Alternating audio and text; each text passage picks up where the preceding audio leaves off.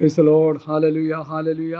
യോഹന്നാന്റെ സുവിശേഷം 10-ാം അധ്യായത്തിൻ്റെ 1 മുതൽ 10 വരെയുള്ള 15-ാം അധ്യായത്തിൻ്റെ 1 മുതൽ 10 വരെയുള്ള വാക്യത്തിൻ്റെ പഠനമാണ്. 3-ാമത്തെ എപ്പിസോഡാണ് നമ്മൾ കേട്ടുകൊണ്ടിരിക്കുന്നത്.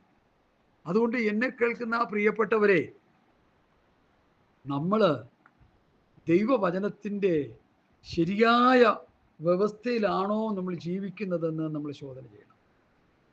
കർത്താവ് പറഞ്ഞ വചനം മുഴുവൻ പിതാവ് തന്നോട് കൽപ്പിച്ചത് മാത്രമേ നാം പറഞ്ഞിട്ടുള്ളൂ. എന്നിട്ട് തൻ്റെ ശിഷ്യന്മാരോട് പറഞ്ഞു, ഞാൻ നിങ്ങളോട് കൽപ്പിച്ചതൊക്കെയും പ്രമാണിപ്പാൻ കൊണ്ട് ഉപദേശിച്ചുകൊണ്ട് സകലജാതികളെയും ശിഷ്യരായിക്കൊള്ളു. അതാരും ഒട്ട് ചെയ്യുന്നുമില്ല. ശിഷ്യന്മാരെന്നും പറഞ്ഞിങ്ങനെ നടക്കുക. കർത്താവ് കൽപ്പിച്ചത് പ്രസംഗിച്ച് ശിഷ്യരാക്കാൻ ഇവിടെ ആളില്ല. ഞങ്ങളതാ ചെയ്തുകൊണ്ടിരിക്കുന്നത്. കഴിഞ്ഞ ദിവസം ഒരു യഹോവ സാക്ഷിക്കാരൻ എടുക്ക വന്നു. നല്ല നിലയിലുള്ള സംസാരമാണ് പുള്ളിയുടെ. ഞാൻ പറഞ്ഞു, ഞാനൊരു കുഞ്ഞുപദേശിയാന്ന് പറഞ്ഞു. പുള്ളി ഭയങ്കര സന്തോഷമായി. കുറച്ച് നേരം സംസാരിച്ചു. ചില കാര്യങ്ങൾ പറഞ്ഞപ്പോൾ പുള്ളി തന്നെ അങ്ങ് ഞെട്ടിപ്പോയി. സ്തോത്രം, നല്ല കാര്യങ്ങളാണ്. നമ്മൾ ടേക്ക് യുവർ നമ്പർ, നിങ്ങൾ നമ്പർ തരാൻ പറഞ്ഞു. നമ്പർ പഠിച്ചു വെച്ചിട്ടുണ്ട്. നല്ല സുന്ദരൻ സുമുഖനായ ഒരു ചെറുപ്പക്കാരൻ ഈ കൾട്ട് ഉപദേശത്തിൽ പോയി വീണിരിക്കുക. എന്നാലാവുന്ന നിലയിൽ അദ്ദേഹത്തെ ഒന്ന് രൂപാന്തരപ്പെടുത്തി എടുക്കാൻ ഞാനോട് സംസാരിക്കാനായിട്ട് താല്പര്യം. അതുകൊണ്ട് നമ്പർ മേടിച്ച് വെച്ചിട്ടുണ്ട്. പ്രാർത്ഥിച്ച് അദ്ദേഹത്തോട് പറയണമെന്ന് ആഗ്രഹിക്കുക. അവരുടെ വീഷാ ഗോപുരം എന്ന് പറഞ്ഞൊരു പുസ്തകമുണ്ട്. ഞാൻ പറഞ്ഞു, ആ പുസ്തകം കൊണ്ട് തോട്ടിക്കളയാൻ പറയാം ആദ്യം. എന്നിട്ട് സത്യവേദ പുസ്തകം എടുത്ത് വായിച്ച് പഠിച്ചനുസരിച്ച് ജീവിക്കാൻ നോക്കും. വേദപുസ്തകത്തെ തിരുത്തി കളഞ്ഞു സാത്താൻ. വെളിപ്പാട് പുസ്തകം 12-ന്റെ 9-ാം വാക്യം അറിയാമോ? സർവഭൂമിയെയും തെറ്റിച്ച് കളയുന്ന സാത്താൻ. സർവഭൂമി എന്ത് ചെയ്യുക? തെറ്റിച്ച് കളയുക. സാത്താൻ ചെയ്യുന്ന വലിയ പ്രവൃത്തിയാണ്. സത്യവേദ പുസ്തകത്തെ തിരുത്തി പഠിപ്പിക്കുക, സത്യവേദ പുസ്തകത്തെ കോട്ടിക്കളയുക, സത്യവേദ പുസ്തകത്തോട് കൂട്ടുചേർക്കുക. അപ്പോസ്തലന്മാർ പറഞ്ഞു വെക്കാത്ത ഉപദേശങ്ങളെടുത്ത് സഭയെ പഠിപ്പിക്കുക. ഞങ്ങൾ നിങ്ങളോട് അറിയിച്ചതിന് വിപരീതമായി ഞങ്ങളാകട്ടെ സ്വർഗത്തിൽ നിന്ന് ദൂതനാകട്ടെ നിങ്ങളുടെ സുവിശേഷം അറിയിച്ചാലവൻ ശപിക്കപ്പെട്ടവൻ. ഞങ്ങൾ പിന്നെയും പറയുന്നു, ഞങ്ങൾ അറിയിച്ച സുവിശേഷത്തിന് വിപരീതമായി ആരെങ്കിലും നിങ്ങളുടെ സുവിശേഷം അറിയിച്ചാൽ, ഏത് മഹാനായിക്കൊള്ളട്ടെ, അവർ പറഞ്ഞ ഉപദേശത്തിന് വിപരീതമായി ആരെങ്കിലും പറഞ്ഞാൽ അവൻ ശപിക്കപ്പെട്ടവൻ. അപ്പം എന്തുകൊണ്ടാണ് ഇന്നത്തെ ആത്മീയ ഗോളത്തിൽ ഇത്രയും വികൃതമായ ഉപദേശങ്ങൾ നടമാടുന്നത്? ഈ ഊതിവീഴ്ത്തലും ഉന്തലും ശർദ്ദലും കൊരയും ചിരിയും എന്ന് വേണ്ട അന്യതാ ഉപദേശങ്ങൾ കൊണ്ട് ഇന്നത്തെ ക്രൈസ്തവ ഗോളം മുങ്ങിക്കിടക്കുന്നതിൻ്റെ കാരണം എന്താ? വിശ്വാസികൾ ദൈവവചനം വായിക്കുന്നില്ല, പഠിക്കുന്നില്ല, പഠിപ്പിക്കുന്നില്ല, അനുസരിക്കുന്നില്ല, ഉപദേശം ഗ്രഹിക്കുന്നില്ല. മനസ്സിലായോ? അതുകൊണ്ടുണ്ടാകുന്ന ദുരന്തം എന്താണെന്ന് മനസ്സിലായോ? നിത്യത നഷ്ടമാകുകയാണ്.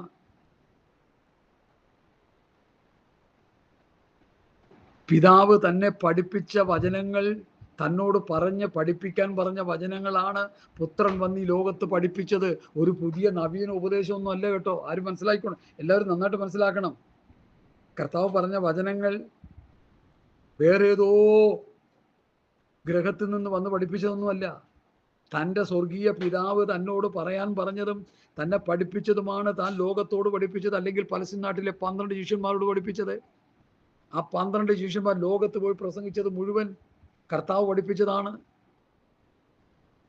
ഇപ്പൊ വന്ന് നമ്മൾ ശിഷ്യന്മാരിവിടെ കൂടി ഈ വചനങ്ങളെ മുഴുവൻ തേജോവധം ചെയ്ത്, എന്നാൽ ഒരു മരമണ്ടൻ ഇരുന്നോട്ട് പറയുണ്ടായി, പൗലൂസ് പഠിപ്പിച്ച ഉപദേശം മുഴുവൻ ജനത്തെ തെറ്റിച്ച് കളയണം. കാരണം കോടികൾ സമ്പാദിച്ചു വചനം പ്രസംഗിച്ച്.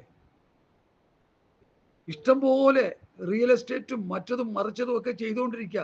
ഇപ്പോഴും അതിനുവേണ്ടി കിടന്ന് അക്രമം കാണിച്ചുകൊണ്ടിരിക്കുക. ഭാര്യയും ഭർത്താവും കൂടി. അതിൻ്റെ പേരും ഞാൻ പറയുന്നില്ല ആരാന്ന്. ഇവരൊക്കെ എന്ന് നന്നാകും? ഇനി നന്നാക്കാൻ സാധ്യതയില്ല. അതുപോലെ സമ്പാദ്യം, അനീതിയുള്ള മാമോനെ സമ്പാദിച്ച് എടുത്തു കഴിഞ്ഞാൽ പിന്നെ രക്ഷപ്പെടാൻ പറ്റത്തില്ല. പണ്ട് മലവെള്ളപ്പാച്ചിൽ നടക്കുന്ന സമയത്ത് ഒരു കഥ. വെള്ളം ഇങ്ങനെ പാഞ്ഞിങ്ങനെ വരിക. പല വീടുകളിലും പല ദേശങ്ങളിലും ഒക്കെ വെള്ളം കയറി ആ വെള്ളം ആ വീടുകളിലുള്ള സാമാനങ്ങളും ഒക്കെ കട്ടിലും മേശയെല്ലാം ഒഴുകി ഒരു വലിയ നദി കൂടി ഇങ്ങനെ വരിക. കുറേ ബിരുദന്മാർ അപ്പുറവും ഇപ്പുറവും നിന്ന് കട്ടിൽ പിടിക്കുന്നു, മേശ പിടിക്കുന്നു, കസേര പിടിക്കുന്നു, പിടിച്ചെടുക്കുക. ഓരോന്നോരോന്ന് ഒഴുകി വരുന്നത്. കോഴിക്കൂട് വരുന്നു, കസേരകൾ വരുന്നു. കാരണം ഭയങ്കര വെള്ളപ്പൊക്കമാണ്. വീടുകളിലെല്ലാം വെള്ളം കയറിയിട്ടല്ല ഒഴുകി പോവുക, അതിൻ്റെ കന്നുകാലികളൊക്കെ ഒഴുകി പോവുക. ഓരോരുത്തർ ഇങ്ങനെ പിടിച്ച് പിടിച്ച് കൂട്ടുക. അപ്പൊ കാട്ടിലുണ്ടായിരുന്ന ഒരു കരടി ഇങ്ങനെ ഉരുണ്ട് കിടക്കുക വട്ടത്തിൽ, അത് വെള്ളത്തിൽ കൂടി ഇങ്ങനെ ഒഴുകി പോവുക. വെറുതെ നോക്കി എന്തായിരിക്കും, അല്ല നല്ലതായിരിക്കും, കയറി ഒറ്റപ്പിടുത്തം. പിടിച്ചപ്പോൾ എന്ത് പറ്റി? കരടി ഈ പിടി കിട്ടി കഴിഞ്ഞാൽ കരടി എവനെ കയറി അങ്ങ് പിടിച്ചു. കരടിയുടെ സ്വഭാവം അതാ, അവനെ കയറി അങ്ങ് പിടിച്ചു. പിടിച്ച് രണ്ടും കൂടി ഒഴുകി പോവുക. അപ്പൊ അപ്പുറത്ത് നിന്നുകൊണ്ട് പറയാം, അളിയാ എന്താടാ നീ ഒഴുകിപ്പോണത്, അത് കൊള്ളൂലെങ്കിൽ അത് വിട്ടേക്കടാ, നീ ഒഴുകി പോകണ്ട, ഞാൻ എപ്പോഴേ വിട്ടു, എന്നെ വിടുന്നില്ല. ഞാൻ വിട്ടു, എന്നെ വിടുന്നില്ല. മുറുകെ പറ്റുന്ന പാപങ്ങളും ചില ചെയ്തികളും നമ്മൾ വിട്ടാലും നമ്മളെ വിടില്ല, നമ്മളെയും കൊണ്ട് നരകത്തിലേ പോവുള്ളൂ. ഭക്തന്മാരൊന്ന് മനസ്സിലാക്കിക്കോണം ഇത്. ഇതൊക്കെ പറയല്ലേ ഭാഷ എന്നാ പറയണേ, ഇത് പറയാണ്ട് പിന്നെ എന്താ പറയണേ? ചില പാപപ്രവൃത്തികൾ, പാപത്തെക്കുറിച്ച് 4 കാര്യങ്ങളാണ് എൻ്റെ ഹൃദയത്തിൽ വന്ന്. പാപത്തെ വിട്ടോടണം, പാപത്തോട് പോരാടണം, പിന്നെ പാപത്തോട് എതിർത്ത് നിൽക്കണം, 4-മത്തത് പാപത്തെ കീഴ്പ്പെടുത്തണം. പറ്റുമോ? മുകളിലോട്ട് പോകണമെങ്കിൽ ഇതാണ് വഴി. പാപം എന്നുള്ളത് യേശു കർത്താവ് ഈ ഭൂമിയിൽ വന്ന് നമുക്ക് പാപമോചനം തന്നു.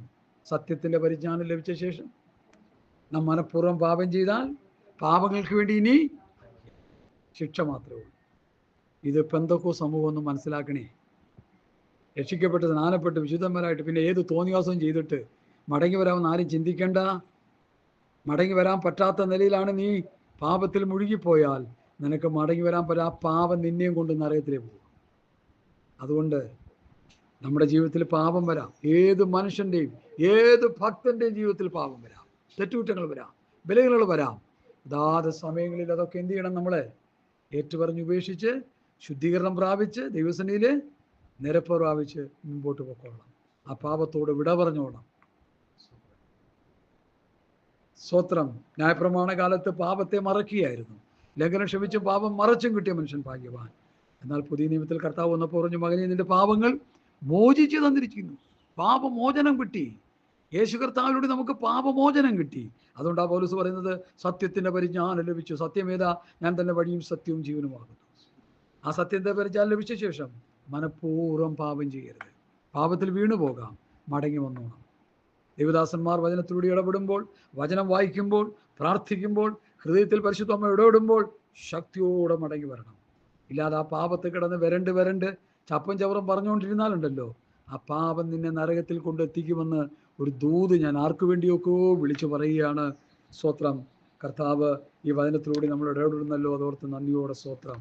അപ്പം ഞാൻ സുവിശേഷത്തിലേക്ക് മടങ്ങി വരുന്നു. സ്തോത്രം. എന്നിൽ വസിപ്പിൻ, ഞാൻ നിങ്ങളിലും വസിക്കും. കൊമ്പിന് മുന്തിരിവള്ളിയിൽ വസിച്ചിട്ടല്ലാതെ സ്വയമായി കായ്പാൻ കഴിയാത്തതുപോലെ എന്നിൽ വസിച്ചിട്ടല്ലാതെ നിങ്ങൾക്ക് കഴിയുകയില്ല. ശ്രദ്ധിക്കണേ. എന്നിൽ വസിപ്പിൻ, ഞാൻ നിങ്ങളിലും വസിക്കും. കൊമ്പിന് മുന്തിരിവള്ളിയിൽ വസിച്ചിട്ടല്ലാതെ സ്വയമായി കായ്പാൻ കഴിയും. ഇന്ന് പലരും സ്വയമായി കായ്ച്ചുകൊണ്ടിരിക്കുക. സംഘടനയുടെ ബലത്തിൽ ഫലം കായ്ക്കുക, പൈസയുടെ ബലത്തിൽ ഫലം കായ്ക്കുക, കുറെ അറിവുകൾ സമാഹരിച്ച് അതിൻ്റെ കുറെ ഫലങ്ങൾ അവർ വെളിപ്പെടുത്തുന്നത്. ഇതുകൊണ്ടൊന്നും ഗുണമില്ല. പ്രവൃത്തി പുസ്തകം 4-ാം അധ്യായത്തിൽ അവർ പഠിപ്പില്ലാത്തവരും സാമാന്യ മനുഷ്യരെന്നറിയാൻ ആശ്ചര്യപ്പെട്ടു. അടുത്ത വാക്യം. അവർ യേശുവിനോടുകൂടിയായിരുന്നു. അവർ കർത്താവിൽ നിന്ന് പഠിച്ചുകൊണ്ടിരുന്നു. പ്രവൃത്തി പുസ്തകം 6-ാം അധ്യായത്തിൽ തെരഞ്ഞെടുപ്പ് വന്നപ്പോൾ അപ്പോസ്തലന്മാരൊക്കെ വിശ്വാസികൾ ഇരുന്നിട്ട് പറഞ്ഞു, കുറച്ച് പേരെ തിരഞ്ഞെടുക്കണമെന്ന് പറഞ്ഞു. തിരഞ്ഞെടുപ്പ് ഞങ്ങൾക്കുള്ളതല്ല, അത് ഇന്നത്തെ പെന്തക്കോസ്തുകാർക്കുള്ളതാണ്. ഞങ്ങൾക്ക് തിരഞ്ഞെടുപ്പൊന്നുമില്ല. ഞങ്ങൾ പ്രാർത്ഥനയിലും പരിശുദ്ധിയിലും ഉറ്റിരിക്കും. അവർ ശിഷ്യന്മാരാണ് തിരഞ്ഞെടുത്തത്. ഇന്നിപ്പോൾ പ്രസിഡന്റും സെക്രട്ടറിയും കൂടി തിരഞ്ഞെടുക്കാൻ നടക്കുക. അവർ തന്നെ കോട കൊടുത്ത് അവർ തന്നെ അവരുടെ സീറ്റ് ഉറപ്പിക്കുക. ഇതെന്ത് ഇത്? പ്രസിഡന്റ് ആകാൻ എനിക്ക് വോട്ട് തരണം, ഞാൻ 10,000 തരാം. അങ്ങനെയാണ് സൗരന്മാർ പറയുന്ന കാര്യങ്ങളെ ഞെട്ടിപ്പോവും നമ്മളിത് കേട്ടാൽ. സെക്രട്ടറി സ്ഥാനത്ത്, പ്രസിഡന്റ് സ്ഥാനത്ത്, അസിസ്റ്റന്റ് പ്രസിഡന്റ്, അസിസ്റ്റന്റ് സെക്രട്ടറി, ഖജാൻജി, ഇങ്ങനെയുള്ള വലിയ വലിയ സ്ഥാനമാനങ്ങൾ ഇന്നത്തെ ഒരു ഗുണവും മണവും നിറവും ഇല്ലാത്ത സംഘടനകൾ തിരഞ്ഞെടുത്തിട്ട് അങ്ങോട്ടും ഇങ്ങോട്ടും കോഴ കൊടുത്ത് തിരഞ്ഞെടുക്കുക. രാഷ്ട്രീയക്കാരെക്കാളും അതപ്പതിച്ചു പോയെന്ന് പറഞ്ഞാൽ 100% ശരിയാണത്. വിമർശനമായിട്ട് നിങ്ങളിത് കാണരുത്, ഒരു പഠനമായിട്ട് നിങ്ങളിത് കാണും. ഈ നേതൃത്വ നിരകളിൽ നിങ്ങൾ കടന്നാൽ എനിക്ക് നിങ്ങളോട് പറയാനുള്ളത്, നിങ്ങൾ അഹരോൻ ലീഡർഷിപ്പിലായിരിക്കും, നിങ്ങൾക്ക് രക്ഷപ്പെടാൻ സാധ്യത കുറവാണ്. കാരണം അഹരോൻ എന്ത് ചെയ്തു? അഹരോനും അവൻ്റെ പുത്രന്മാരൊക്കെ ദൈവശിക്ഷ ഏറ്റുവാങ്ങി. സ്തോത്രം. ദൈവം വാണിംഗ് കൊടുത്ത് നിർത്തിയവൻ അഹരോൻ. 2 മക്കളെ ഈ ഭൂമിയിൽ നിന്ന് മാറ്റിക്കളഞ്ഞു ദൈവം, അഹരോൻ്റെ മക്കളെ. അതുകൊണ്ട് ദൈവത്തിന് ആരോടും മുഖപക്ഷമില്ല, ആരോടും കനിവില്ല. അപ്പോൾ ആരും അങ്ങനെ ചിന്തിക്കരുത്. നമ്മൾ ആരാണെങ്കിലും തെറ്റ് ചെയ്താൽ തെറ്റിന് കണക്കിന് ശിക്ഷ ഉണ്ട്. അത് ഇന്നല്ല നാളെ ആയിരിക്കാം, ഇനി ഒരു പക്ഷേ അത് നരകമായിരിക്കാം. അങ്ങനെ പഠിക്കണം കാര്യങ്ങൾ. ഇവിടെ വെച്ച് ബാലശിക്ഷ കിട്ടിയില്ലെങ്കിൽ നിന്നെ നരകത്തിൽ നോക്കിയാൽ മതി. ബാലശിക്ഷ അടിക്കുന്ന എന്തിനാ? ദൈവത്തിൻ്റെ വിശുദ്ധി പ്രാപിക്കേണ്ടതിനാ ബാലശിക്ഷ. അതാ എബ്രായരിൽ എന്തായിരുന്നു പഠനം? ദൈവത്തിൻ്റെ വിശുദ്ധിയിലേക്ക് നാം വരണം, അതിന് നമ്മൾ ബാലശിക്ഷ കഴിക്കും. ആ ബാലശിക്ഷയിലൂടെ നമ്മൾ വിശുദ്ധിയുടെ പാന്തവിലേക്ക് വന്നു കഴിഞ്ഞാൽ നമുക്ക് രക്ഷയായി, നമുക്ക് നിത്യതയിൽ പോകാം. ഹല്ലേലൂയ. എന്നിൽ വസിപ്പിൻ, ഞാൻ നിങ്ങളിൽ വസിക്കും. കൊമ്പിന് മുന്തിരിവള്ളിൽ വസിച്ചിട്ടല്ലാതെ സ്വയമായി കഴിപ്പാൻ നമുക്ക് ആർക്കും സ്വയമായി കഴിക്കാൻ കഴിയില്ല. കർത്താവ് നമ്മിൽ വസിക്കാതെ, കർത്താവിൻ്റെ വചനം നമ്മളിൽ വസിക്കാതെ, കർത്താവിൻ്റെ ആത്മാവ് നമ്മിൽ വസിച്ചുകൊണ്ടിരിക്കുന്ന അനുഭവത്തിൽ കൂടി അല്ലാതെ നമുക്കൊന്നും ചെയ്യാൻ കഴിയത്തില്ല. ഇന്നത്തെ കൺവെൻഷനും ഇന്നത്തെ പരസ്യങ്ങളും ഇന്നത്തെ പല മീറ്റിങ്ങുകളും ഇന്നത്തെ പല കൂടിയൊരുകളും ഫലമില്ലാതെ പോകുന്നതിൻ്റെ കാരണം കർത്താവ് അവരുടെ മധ്യത്തിലില്ല. യെരുശലേമിൽ ആരാധിക്കാൻ പോയി വന്ന യോസേപ്പിൻ്റെയും മറിയയുടെയും കൂടെ ആരില്ല? യേശു ഇല്ല. അവിടെ വചനത്തിൽ എഴുതിയിരിക്കുന്നത് യേശു ഉണ്ടെന്ന്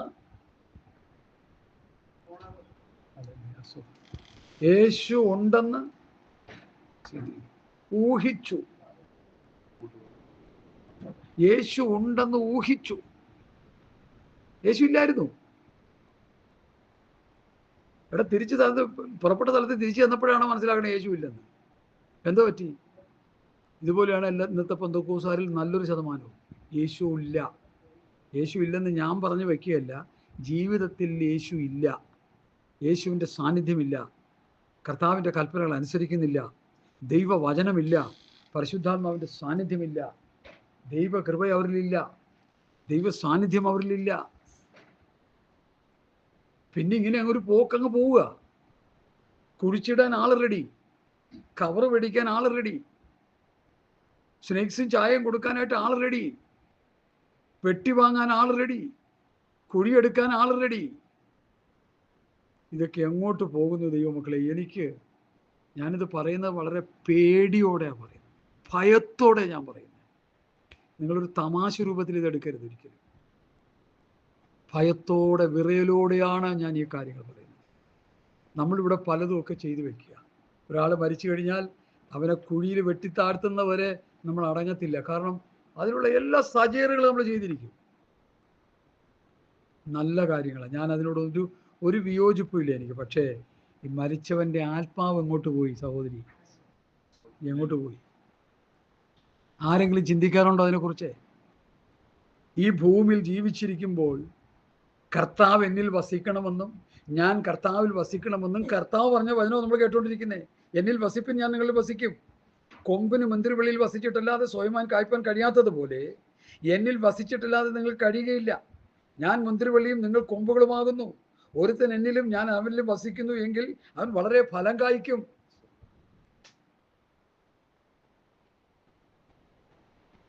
കർത്താവ് നമ്മിൽ വസിക്കുമ്പോഴാണ് നമ്മളിൽ ഫലം ഉണ്ടാകുന്നത്. എന്താ നമ്മളിലുള്ള ഫലം? നമ്മുടെ വാക്കുകൾ, നമ്മുടെ പ്രാർത്ഥനകൾ, നമ്മുടെ ശുശ്രൂഷകൾ മറ്റുള്ളവർക്ക് എന്തെങ്കിലും ഫലം വരുന്നുണ്ടോ? കൊള്ളാം, ഇന്നത്തെ പ്രസംഗം എനിക്ക് ഇഷ്ടമായി, ദൈവനോട് സംസാരിച്ചു എന്നെങ്കിലും കുറഞ്ഞ പക്ഷം പറയുന്നുണ്ടോ? ആര്? നിങ്ങൾ പറയാറില്ലേ പലപ്പോഴും, ഇന്ന് എനിക്ക് വളരെ ഇഷ്ടമായി, ദൈവനോട് സംസാരിച്ചു, ദൈവത്തിൻ്റെ ആത്മാവിനോട് ഇടപെട്ടു, ആ വചനങ്ങൾ എനിക്ക് ആഴത്തിലുള്ള പാവബോധം തന്നു. അതാ വചന പ്രഘോഷണം. അല്ല വചനം കേട്ടിട്ട് ചുമ്മാ തലയും കുത്തി പോവാണോ? കറക്ഷൻ ചെയ്യല്ലേ, നമ്മൾ രൂപാന്തരപ്പെടുത്തുകയല്ലേ. യോന പോയി നിലവെ പ്രസംഗിച്ചിട്ട് എന്ത് ഗുണമുണ്ടായി? രാജാവും പ്രജകളും മൃഗങ്ങളും 3 ദിവസം വെള്ളം കുടിക്കാതിരുന്ന് ഉപവസിച്ച് പ്രാർത്ഥിച്ച് രക്ഷപ്പെട്ടില്ലേ ആ ദൈവത്തിന്റെ ആലോചനയുടെ മുമ്പിൽ? അതാണ് നമുക്കും വേണ്ടത്. കർത്താവ് നമ്മിൽ വസിക്കാൻ അവസരം കൊടുക്കുക. അശുദ്ധിയുള്ളിടത്ത് കർത്താവ് വസിക്കില്ല. വിശുദ്ധന്മാരുടെ മധ്യത്തിലെ കർത്താവ് വസിക്കത്തുള്ളൂ.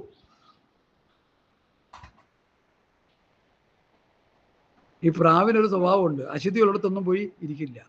ആടിനൊരു സ്വഭാവമുണ്ട്, പരിശുദ്ധാത്മാവ് പ്രാവിനെ കാണിക്കുക, ആടുകൾ വിശ്വാസികളെയും കാണിക്കുക. ആടെന്ത് ചെയ്യത്തില്ല? അശുദ്ധിയിലേക്ക് പോകത്തില്ല. നല്ലൊരു ജീവിയാണ് ആട്. ഹല്ലേലൂയ. അതുകൊണ്ട് ദൈവവചനത്തിൽ ആടുകളെ കുറിച്ച് പറഞ്ഞിരിക്കുന്നത്. പരിശുദ്ധാത്മാവ് പ്രാവെന്ന പോലെ, പ്രാവ് അത് നിഷ്കളങ്കമായൊരു ജീവിയാ, വിശുദ്ധമായൊരു ജീവിയാ. അശുദ്ധി ഒന്നും ഭക്ഷിക്കത്തില്ല. ഇത് വിശുദ്ധന്മാരുടെ ഇടയിൽ എന്തൊക്കെ നടക്കുന്നേ? നിങ്ങൾ തന്നെ പറയാം, എന്തൊക്കെ നടക്കുന്നേ? ഹല്ലേലൂയ. വളരെ വേദനാജനകമായ അവസ്ഥകളാണ് ഇന്നത്തെ പ്രാർത്ഥനാ യോഗങ്ങളും ഇന്നത്തെ കൂടിവരവുകളും ഇന്നത്തെ ആത്മീക സമ്മേളനങ്ങളും. വെറും പ്രഹസനം മാത്രമാണ്. അതിൽ നിന്ന് ആർക്കും ആത്മീയമായ ഒരു പ്രചോദനവും ഒരു ഗുണവും ആർക്കും ഉണ്ടാകുന്നില്ല എന്ന് പലരും പറഞ്ഞുകൊണ്ടിരിക്കും.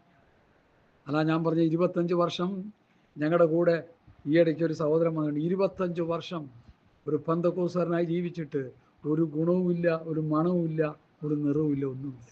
പിന്നെ ആള് പാപത്തിലേക്ക് പോയില്ല എന്നുള്ളൊരു കാര്യം ഉറപ്പാണ്. അത് അദ്ദേഹത്തിൻ്റെ വ്യക്തിത്വത്തെ ഞങ്ങൾ മാനിക്കുക. പക്ഷേ യാതൊരു ആത്മീയ വളർച്ചയും പ്രാപിച്ചില്ല. യാതൊരു ഫലവും പുള്ളിയിൽ നിന്ന് ഉണ്ടായില്ല. വീട്ടുകാർക്കും മക്കൾക്കും ആർക്കും ഒരു ഗുണവും ഇല്ല. പുള്ളിയുടെ വീട്ടിൽ കിടക്കാതെ വല്ലവൻ്റെ വീട്ടിൽ പോയി കിടക്കായിപ്പോ. അത് ഈ പുള്ളിയാ പറഞ്ഞു. നിന്റെ വീട്ടിൽ കിടക്കാതെ നീ വല്ലവൻ്റെ വീട്ടിൽ പോയി കിടക്കുന്ന കാര്യമുണ്ട്. എന്തിനാന്ന് ചോദിച്ചാൽ ഒരു വീട്ടിൽ ജോലിക്ക് പോയി നിൽക്കുക, ഒരു പ്രായമുള്ള ഒരാളെ സംരക്ഷിക്കാൻ നിവൃത്തിയില്ല. നല്ല ഒരു സഹോദരൻ, എനിക്ക് അദ്ദേഹത്തെ വളരെ ഇഷ്ടമായി. പല കാര്യങ്ങളും അദ്ദേഹത്തിന് അറിയില്ല, പലതും പറഞ്ഞു കൊടുക്കാൻ ആരും ഉണ്ടായില്ല. എന്നോട് പറഞ്ഞു ഒരു തിരുത്തൽ ആവശ്യമുണ്ടെന്ന് എനിക്കും ബോധ്യമായി. ഇത് കേട്ടപ്പോൾ എനിക്ക് വലിയ സന്തോഷമായി. ഞാൻ എന്നെ തന്നെ തിരുത്തും. അതാണ് ആത്മീകത. അല്ലാതെ ചുമ്മാ വേഷം കെട്ട് കാണിക്കുന്നതൊന്നുമല്ല. തിരുത്തൽ, വചനത്തിൻ്റെ മുൻപാകെ തിരുത്തി പോകുന്നതാണ് ആത്മീകത. ഹല്ലേലൂയ. സ്തോത്രം. കൊമ്പിന് മുന്തിരിവെളിയിൽ വസിച്ചിട്ടല്ലാതെ സ്വയമായി കായ്പാൻ കഴിയുക. അപ്പൊ ഇന്ന് സ്വയമായി കായ്ച്ചുകൊണ്ടിരിക്കുക. പലരും സ്വയമായി കായ്ക്കുക. സ്വയമായിട്ട് കായ്ച്ചാൽ എന്താ കിട്ടുന്നത്? സ്വന്തം നിരൂപണങ്ങളിൽ വർത്തരായി പോയി. റോമാലേഖനം ഒന്നാക്കി എടുത്താട്ടെ. സ്വയമായി കായ്ച്ച ഒരു ഗ്രൂപ്പിനെ കുറിച്ച് ഞാൻ പറഞ്ഞുതരാം.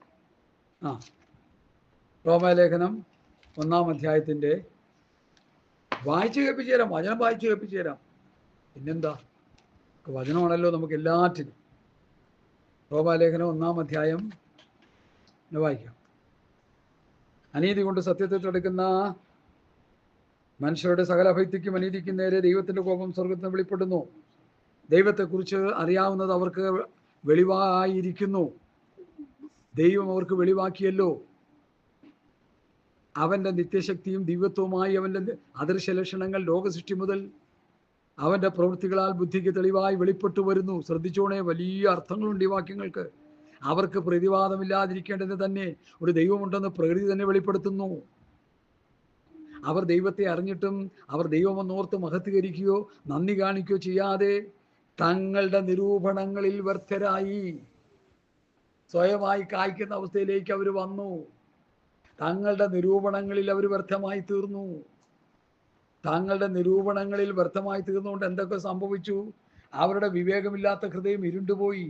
ജ്ഞാനികളെന്ന് പറഞ്ഞുകൊണ്ട് അവർ മൂഢരായിപ്പോയി.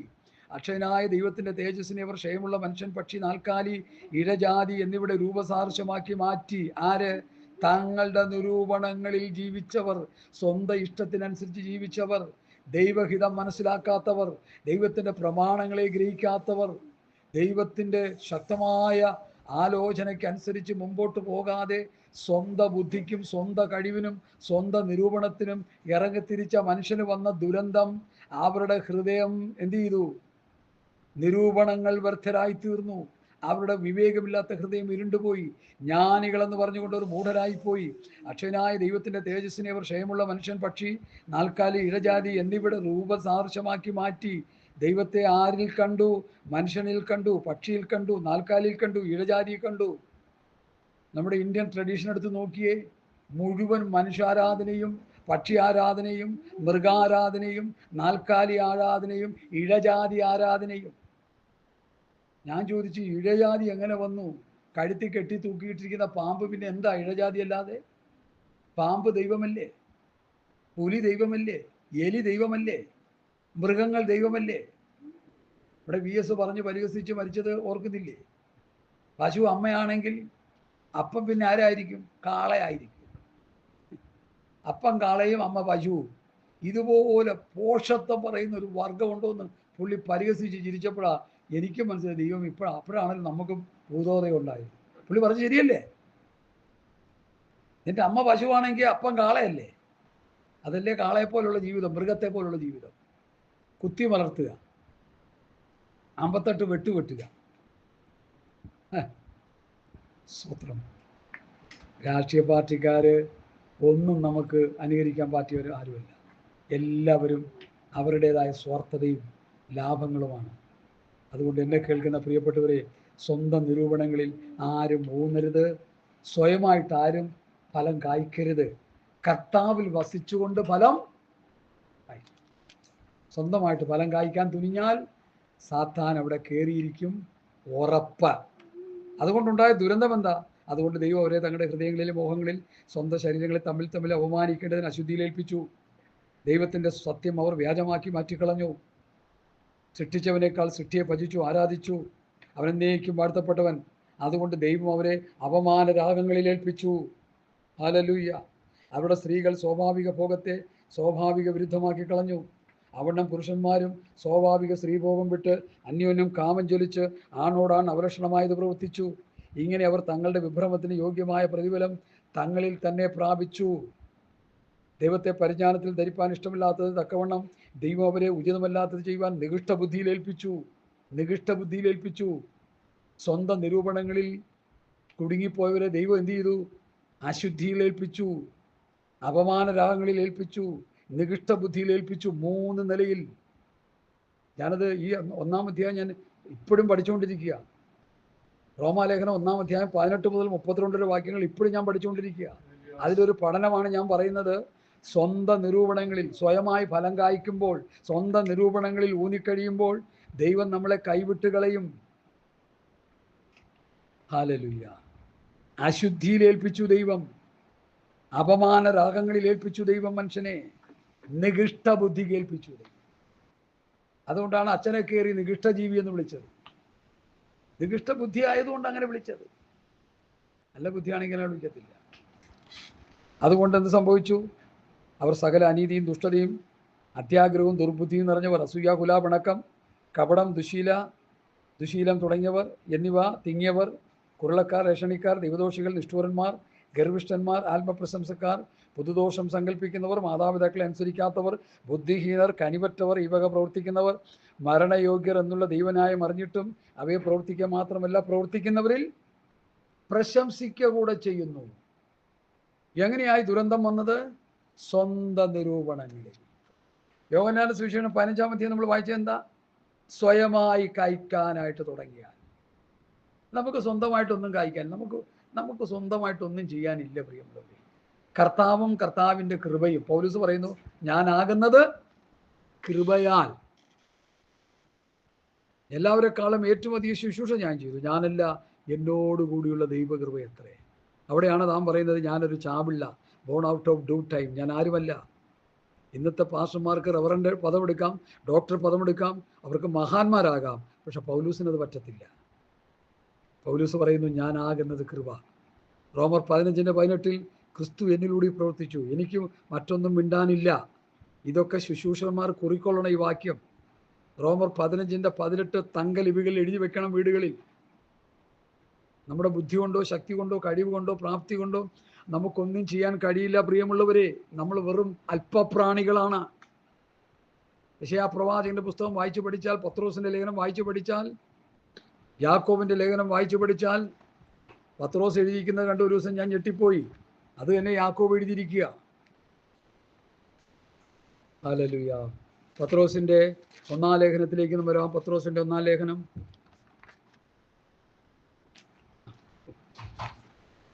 ഹല്ലേലൂയ. സ്തോത്രം സ്തോത്രം. പത്രോസിന്റെ ഒന്നാം ലേഖനത്തിലേക്ക് വന്നാട്ടെ. Hallelujah hallelujah hallelujah. Amen. Praise the Lord praise the Lord. അതിന്റെ 24-25, 1:24-25. സകല ജഡവും പുല്ലുപോലെയും അതിന്റെ ഭംഗിയെല്ലാം പുല്ലിന്റെ പൂ പോലെയുമാകുന്നു. പുല്ലുവാടി പൂ തീർന്നുപോയി, കർത്താവിന്റെ വചനമോ എന്നേക്കും നിലനിൽക്കുന്നു. അതാകുന്നു നിങ്ങളോട് പ്രസംഗിച്ച വചനം. സകല ജഡവും പുല്ലുപോലെ എന്ന് പറയുമ്പോൾ മഹാനായ അലക്സാണ്ടർ ചക്രവർത്തി തൊട്ട് അദ്ദേഹത്തെ എടുത്ത് പറയാനുള്ള കാരണം, അദ്ദേഹം മഹാസമുദ്രത്തിന്റെ നേരെ ചെന്ന് നിന്ന് ഇങ്ങനെ പറഞ്ഞു എന്നാണ് ചരിത്രം പറയുന്നത്, ചരിത്ര പുസ്തകത്തിൽ.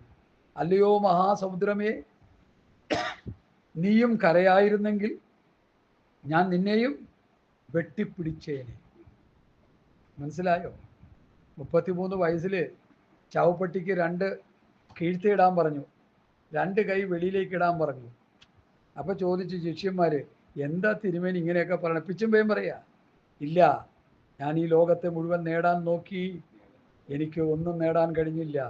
ഞാൻ വെറും കൈയായി വന്നു, ഞാൻ വെറും കൈയായി പോകുമെന്ന് ലോകമറിയട്ടെ. എൻ്റെ ശവമഞ്ചമെടുക്കുമ്പോൾ ഞാൻ വാരിക്കോരി കൂട്ടിവെച്ച സ്വർണ്ണ നാണയങ്ങൾ വിതരണമെന്ന് അദ്ദേഹം പറഞ്ഞു നോക്കിയാ പറയണേ. ഇല്ലാത്ത പിച്ചും പേയൊക്കെ വിളിച്ചു പറഞ്ഞ് ഈ ലോകത്ത് നിന്ന് നശിച്ച് നരകാഗ്നിയിലേക്ക് പോയി ആ വലിയ മഹാൻ.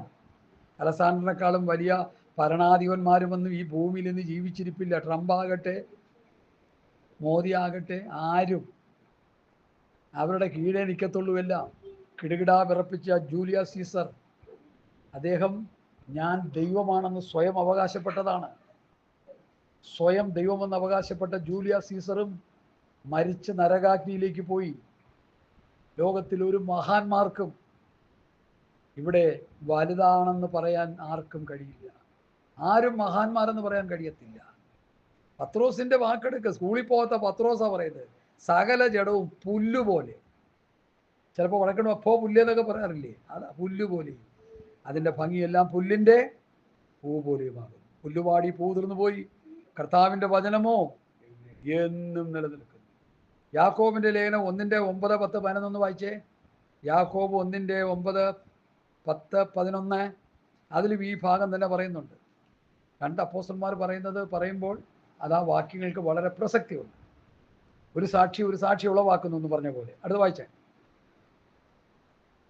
യാക്കോബ് 1:9-10-11 വാക്യങ്ങൾ വായിച്ചില്ലെങ്കിൽ ഞാനിപ്പോൾ വായിക്കും, അത്രേ ഉള്ളൂ. 1:9-10-11 വാക്യം കിട്ടിയില്ല? Hallelujah hallelujah. എളിയ സഹോദരൻ തൻ്റെ ഉയർച്ചയിലും ധനവാനോ പുല്ലിൻ്റെ പൂ പോലെ ഒഴിഞ്ഞു പോകുന്നവനാകിയാൽ തൻ്റെ എളിമയിലും പ്രശംസിക്കട്ടെ. സൂര്യൻ ഉഷ്ണക്കാറ്റോടെ ഉദിച്ചിട്ട് പുല്ലുണങ്ങി പൂവുതിർന്ന് അതിൻ്റെ ഭംഗി കെട്ടുപോകുന്നു. അതുപോലെ ധനവാനും തൻ്റെ പ്രയത്നങ്ങളിൽ വാടിപ്പോകുന്നു. സ്വയമായിട്ട് കായ്പാൻ ആരും ശ്രമിക്കരുത്. ധനവാൻ തൻ്റെ ധനത്തിൽ പ്രശംസിക്കരുത്. ബലവാൻ തൻ്റെ ബലത്തിൽ പ്രശംസിക്കരുത്. പിന്നെ പ്രശംസിക്കുന്നുവെങ്കിലോ ദൈവത്തെ തിരിച്ചറിയാൻ എനിക്ക് കഴിഞ്ഞു എന്നുള്ളതിൽ പ്രശംസിക്കുക. എനിക്കോ നമ്മുടെ കർത്താവായ യേശുക്രിസ്തുവിൻ്റെ ക്രൂശിലല്ലാതെ പ്രശംസിപ്പാനിടവരും. അവൻ ആ ലോകം എനിക്കും ഞാൻ ലോകത്തിനും ക്രൂശിക്കപ്പെട്ടു. ഞാൻ ലോകത്തിന് ക്രൂശിക്കപ്പെട്ടു, ലോകം എനിക്ക് ക്രൂശിക്കപ്പെട്ടു. ഈ ഒരു ചിന്തയാണ് നമുക്ക് വേണ്ടത്. അല്ലാത്തതൊന്നും ഒരു ഗുണവുമില്ല. അപ്പോൾ സ്വയമായി കായ്ക്കരുത്. സ്വന്തമായിട്ട് നമ്മുടെ നിരൂപണങ്ങളും സ്വന്തം കാഴ്ചപ്പാടുകളും എല്ലാം പൗലൂസ് പറയുന്ന പോലെ കൃപയാൽ കൃപയാൽ കൃപയാൽ കൃപയാൽ. ഞാനൊരു ശുശ്രൂഷകനാണ്, കൃപയാൽ ഒരു ശുശ്രൂഷകനായി. എൻ്റെ ദൈവം ഫലമേൽപ്പിച്ചതുകൊണ്ട് ഞാനത് ചെയ്യുക. അല്ലാതെ എൻ്റെ കഴിവ് കൊണ്ടോ, എൻ്റെ ബുദ്ധി കൊണ്ടോ, എൻ്റെ വിദ്യാഭ്യാസം കൊണ്ടോ, എൻ്റെ പഠിത്തം കൊണ്ടോ, കുറേ ഡിഗ്രി പഠിച്ചത് കൊണ്ടോ, ഡോക്ടറേറ്റ് എടുത്തത് കൊണ്ടോ, സ്വത്രം റവറൻ്റ് പദം എടുത്തത് കൊണ്ടോ ഒരു ചുക്കും നടക്കില്ല ഇവിടെ. നമ്മളത് കൺമുമ്പേ കണ്ടുകൊണ്ടിരിക്കുക.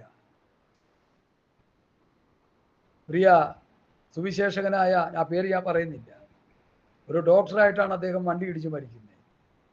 16,000 കോടിയുടെ ആസ്തി ആ മനുഷ്യനുണ്ടെന്ന് കണക്കുകൾ വെളിപ്പെടുത്തുന്നു. എനിക്കറിയത്തില്ല. താറാവിൻ്റെ പുറകെ നടന്ന് താറാവിനെ കിറുന്ന് പറഞ്ഞ് കൊണ്ടു നടന്ന പുള്ളി, ഞങ്ങളുടെ കൂടെയുള്ള ഒരു സഹോദരനുണ്ട്, ജോസഫ് കൊച്ചായൻ. അദ്ദേഹം പറഞ്ഞു, താറാവിൻ്റെ പുറകെ പോയെങ്കിൽ പുള്ളി സ്വർഗത്ത് കണ്ടേനെ. ഇപ്പം എവിടെ പോയി? നമ്മൾ ആരെയും വിധിക്കുകയല്ല ദൈവമക്കളെ. കാരണം വേദനയുണ്ട് ഹൃദയത്തിൽ. ഇന്ത്യയുടെ അപ്പോസ്തലനായി നമ്മളെല്ലാവരും ഹൃദയത്തിൻ്റെ ചെപ്പിൽ സൂക്ഷിച്ചു വെച്ച ആ വലിയ മനുഷ്യൻ അവസാനം കുരിശും സർപ്പും ഒക്കെ കൈ പിടിച്ചിരിക്കുന്ന കണ്ടു. അപ്പം ഞാൻ മനസ്സിലായി ഇദ്ദേഹം ഔട്ട് ഓഫ് ഓർഡറായ. കയ്യിൽ സ്വർണ്ണവടിയും സർപ്പവടിയും ഒക്കെ പിടിച്ചപ്പോൾ മനസ്സിലായി. കാരണം അപ്പോസ്തലന്മാർ ശിഷ്യന്മാർ ആരും അത് പിടിച്ചില്ല, നമ്മളാരും അത് പിടിച്ചില്ല, നമുക്ക് ആർക്കും വേണ്ട. സ്ഥാനമാനങ്ങൾ ഉയർന്നു വന്നപ്പോൾ എന്ത് പറ്റി? കയ്യിൽ സർപ്പം കയറി. ജീവിതം തകർന്ന് തരിപ്പണമായി തീർന്നു. അതുകൊണ്ട് സ്വയമായി കയ്പാൻ ആരും ശ്രമിക്കരുത്. അതുകൊണ്ട് ഗുണമി